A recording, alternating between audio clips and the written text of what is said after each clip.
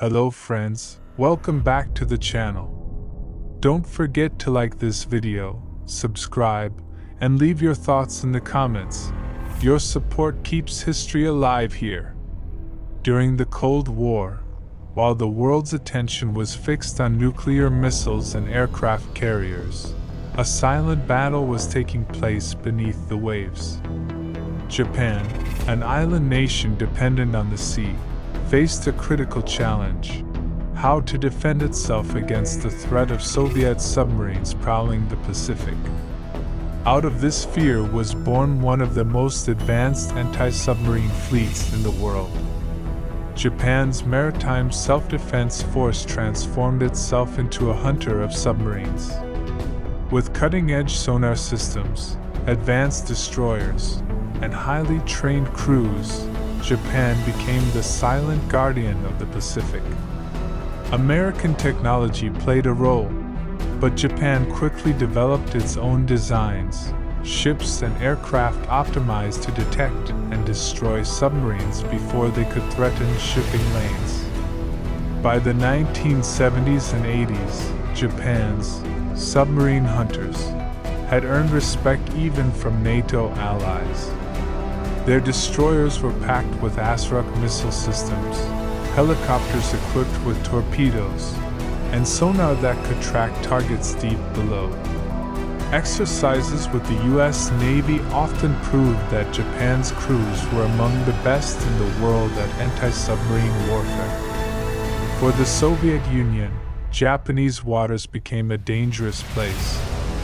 Submarines trying to slip through the Pacific choke points knew that Japanese sonar operators were listening. For Japan, the fleet was not just defense, it was survival. The sea lanes were the lifeblood of the nation, and submarines were the greatest threat. Today, Japan still maintains one of the most capable anti-submarine forces on Earth. From destroyers like the Akazuki-class to advanced P-1 maritime patrol aircraft, the legacy of the Cold War submarine hunters lives on. After World War II, Japan was forced into a new reality. It lost the right to have a traditional navy, but during the Cold War the threat of Soviet submarines became so serious that the country had no choice but to build up the maritime self-defense force. And its main mission quickly became clear: hunting submarines. For Japan, the sea has always been life itself. It carries trade routes, fuel, and vital resources. Any Soviet submarine sneaking close to those lanes was a deadly danger. That's why the Japanese invested heavily in advanced technology, sonar systems, escort anti-submarine rockets, and helicopters armed with torpedoes. By the 1970s and 80s, Japanese destroyers were already considered some of the best in the world at anti-submarine warfare. The Americans provided hardware, but Japanese crews soon proved their own skill. In joint exercises, they often showed they could track and kill Soviet subs long before those boats could reach open waters. For the Soviet Navy, slipping past Japan's island chain meant constant risk, because somewhere out there, Japanese sonar operators were always listening. Through the 1990s and into the modern era, Japan never abandoned its role as a submarine hunter. While other nations reduced their navies after the Cold War, Japan kept refining its technology and tactics. New destroyers like the Akazuki and Asahi classes were designed specifically with anti-submarine warfare in mind, combining powerful sonar suites with helicopters that could strike underwater targets dozens of miles away. At the same time, Japan developed some of the world's most advanced patrol aircraft. The P-3C Orion became a backbone of surveillance over the Pacific, later replaced by Japan's own design, the Kawasaki P-1. a plane capable of scanning vast stretches of ocean and detecting even the quietest submarines.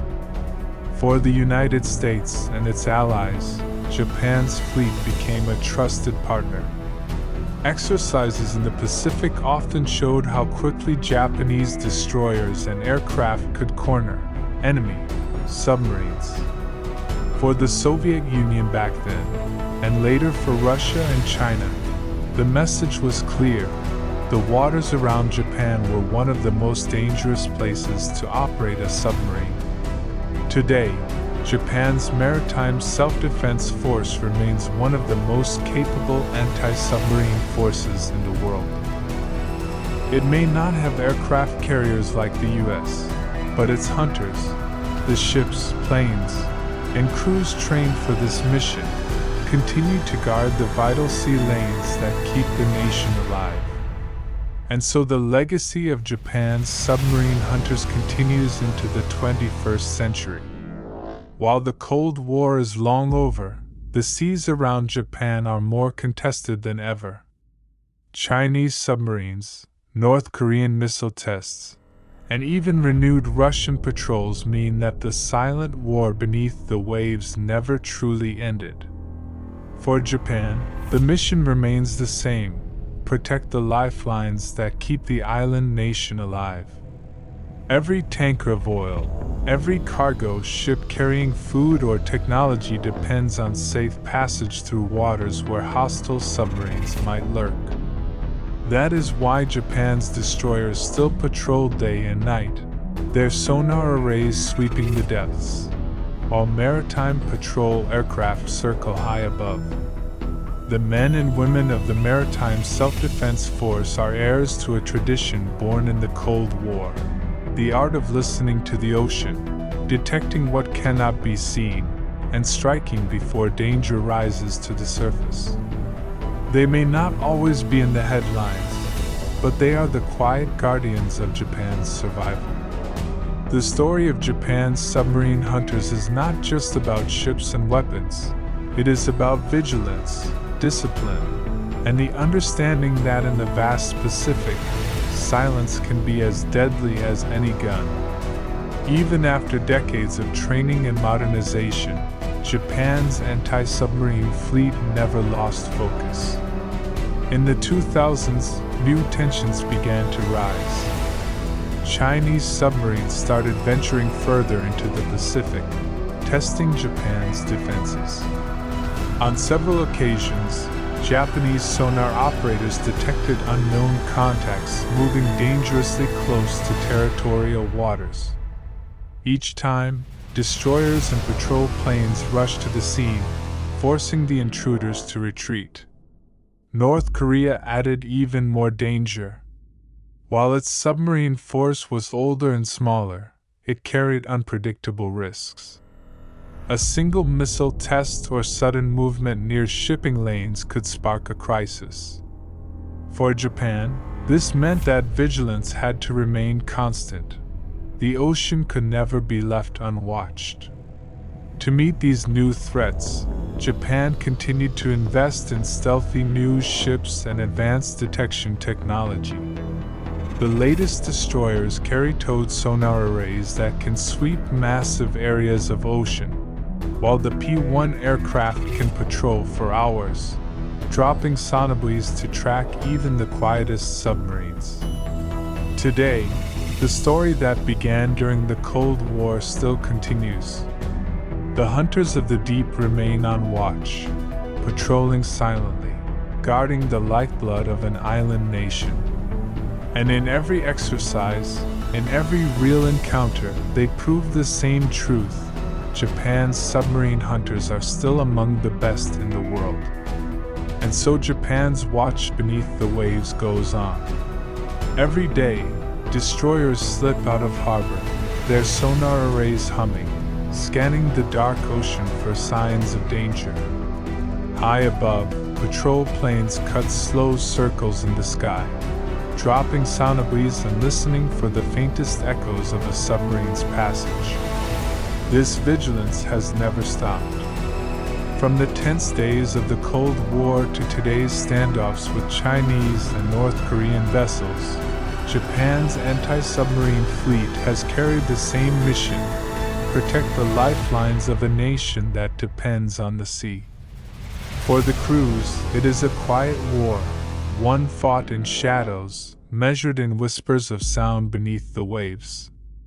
Victories are never celebrated in headlines, because the greatest success is the danger that never reaches Japan's shores. The story of the submarine hunters is far from over. As long as rival fleets move beneath the Pacific, Japan's silent guardians will be waiting, listening, ready. Year after year the technology grew sharper, but what truly set Japan apart was discipline. Sonar operators trained for endless hours, learning to distinguish the hum of an engine from the crash of distant waves. Helicopter crews drilled night after night, lifting off from destroyer decks in rough seas to drop torpedoes on phantom contacts.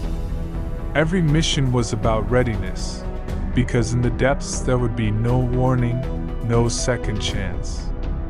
By the 2010s, Japan's fleet had become a model studied by other nations. Allies praised its precision, rivals respected its silence. Reports spread of submarines that dared to creep too close, only to find themselves instantly surrounded, tracked, and forced away. Officially, nothing was admitted, but in naval circles, Japan's reputation as a relentless hunter was unquestioned. And still, the patrols never ended.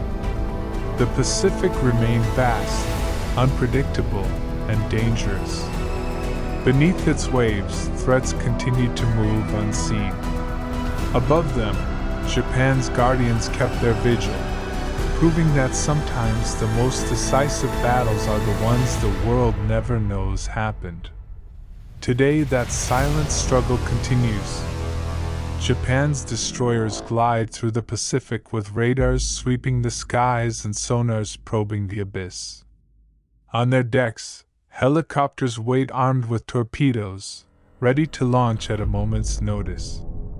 In the air, the P-1 patrol aircraft, built by Japan itself, flies missions lasting more than 10 hours, casting a net of sensors across the ocean. The seas may look calm, but beneath the surface the game of cat and mouse never ends. Chinese submarines slip into contested waters, Russian boats test old Cold War routes, and North Korean craft lurk in the shadows. Each time, Japanese crews answer, silently, efficiently, always watching. For the sailors, there is pride in this invisible duty. They know their work keeps oil tankers safe, keeps trade routes open, and shields millions of lives on shore. Few will ever know their names, but every day their vigilance writes the next chapter of a story that began more than half a century ago.